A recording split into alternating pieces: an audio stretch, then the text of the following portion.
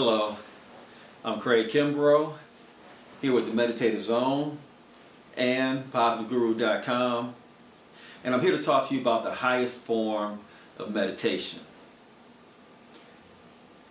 This video is a prelude to the How to Meditate with the Highest Form video, and we're using this as a prelude because I want people to understand why it is we practice a particular type of meditation, why it is considered to be the highest form, and how it can be beneficial to you before you actually begin to start practicing.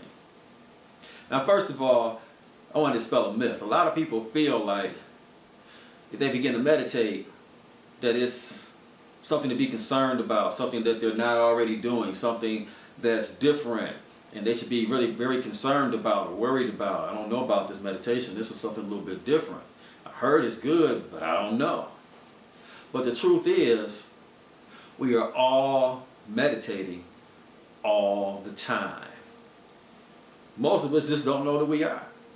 But yet and still, we are meditating. Now, most of us are meditating on the world all the time. We're meditating on our worries and fears about what's going to happen in the world, and our hopes and dreams of what's going to occur in this world. And most often we're not actually having what I would consider to be a fruitful meditation when we're doing this.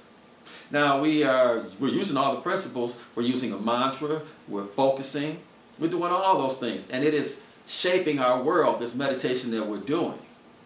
A mantra is a word that means repetition.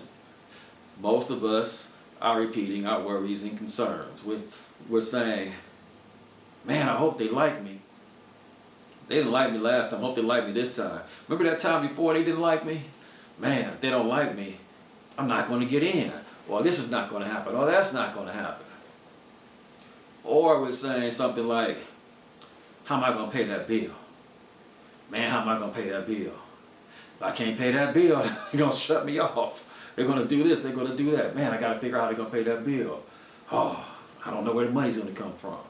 And that becomes our mantra, repeating it. We're repeating this to ourselves. And as we repeat these things to ourselves, we picture the outcomes of the various things that will happen if we can't pay that bill, or if they don't like me. Or we may have what we consider to be a positive meditation. I'm going to meditate on money. I'm going to meditate on having a whole lot of money.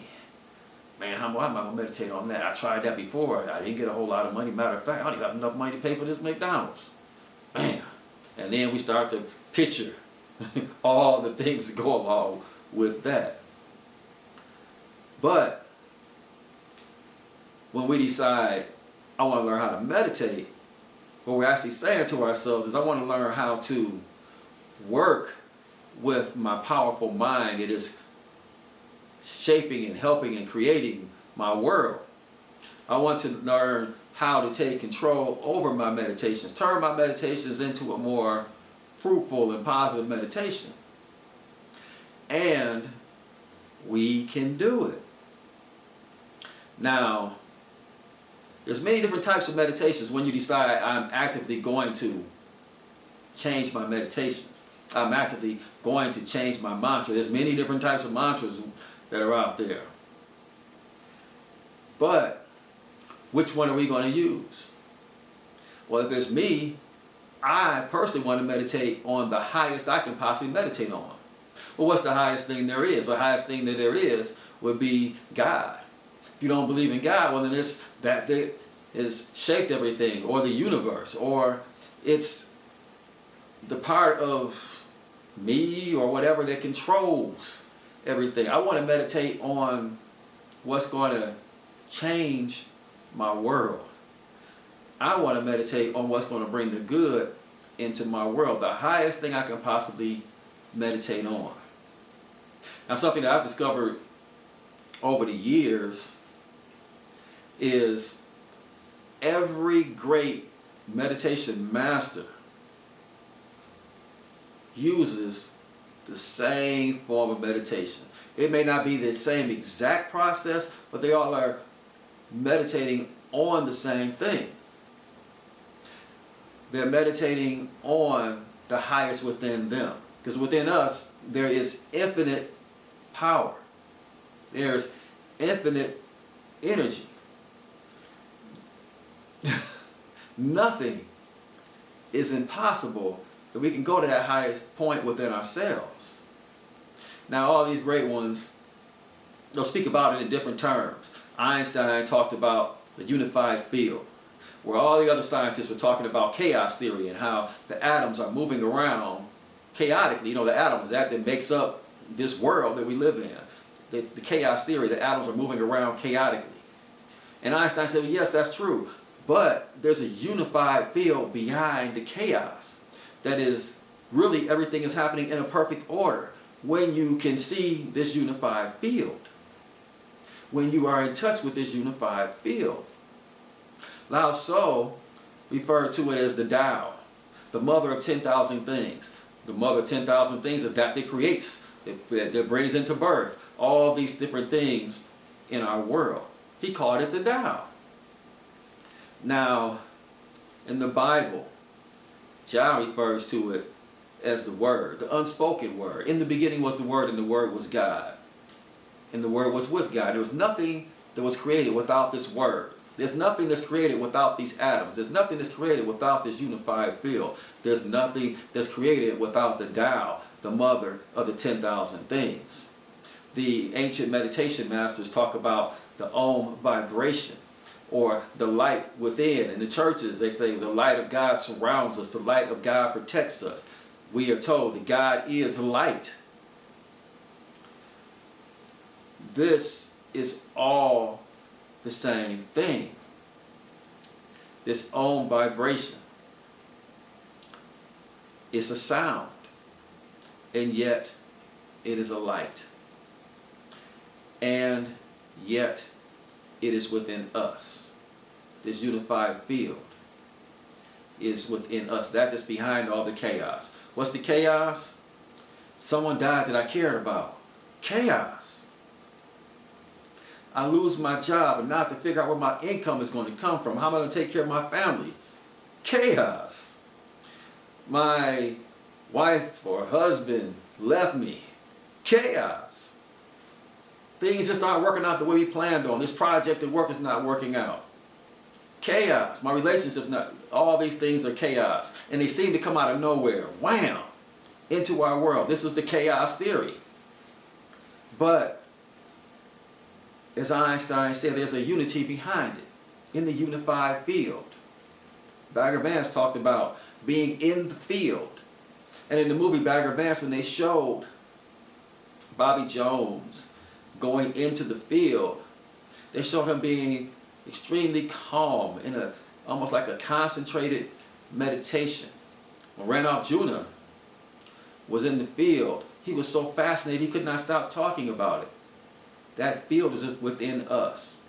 And when you meditate upon the highest, you are entering into the field behind the chaos. So now all the chaos begins to make more sense. Not just intellectually, but we feel the ways in which it makes sense. When someone passes, we understand how it is part of the harmony, and we understand the ways in which we are to learn and grow through the situation. We understand how we are connected with the spirit of that person, how we are all one when we are in tune with that is within us, with the sound and the light within us.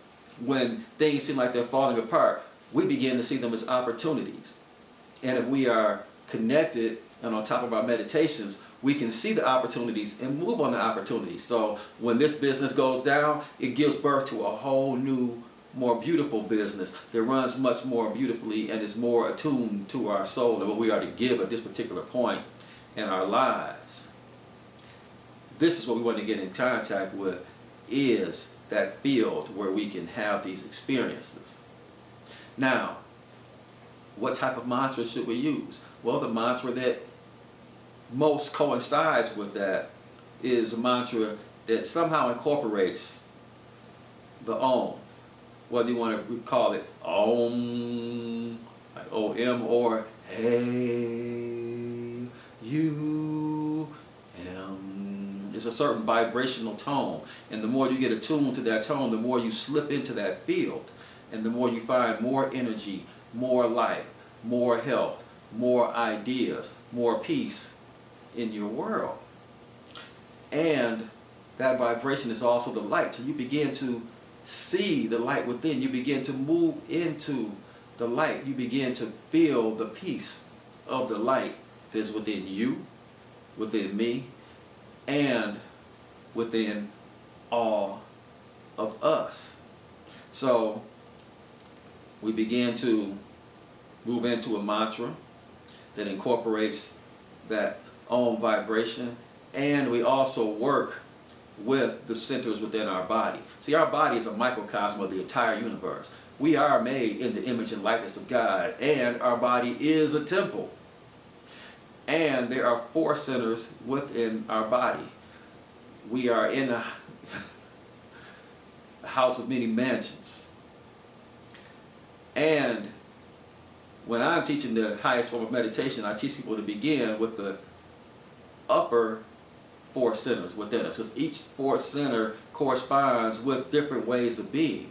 So when we are practicing, we start at this 6th, 4th center. It helps attune us to that vibration much more faster, much easier.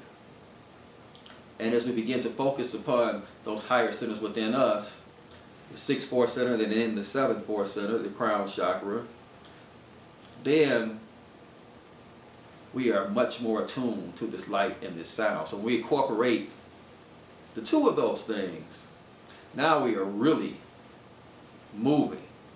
Now we're flying on the meditative path.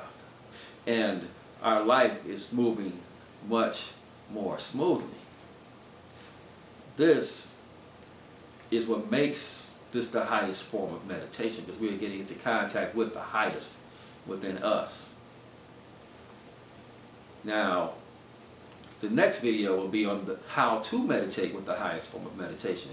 And I will actually walk you through the process, if you are interested, walk you through the process where we are actually meditating on those higher 4 centers, focusing on those higher 4 centers, and at the same time incorporating that higher mantra that gets us more in tune with this vibration within ourselves.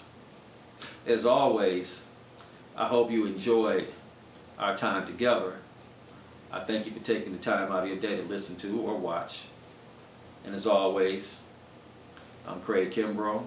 Peace and blessings to you all with PositiveGuru.com, MeditativeZone.com. Thank you, and enjoy your day.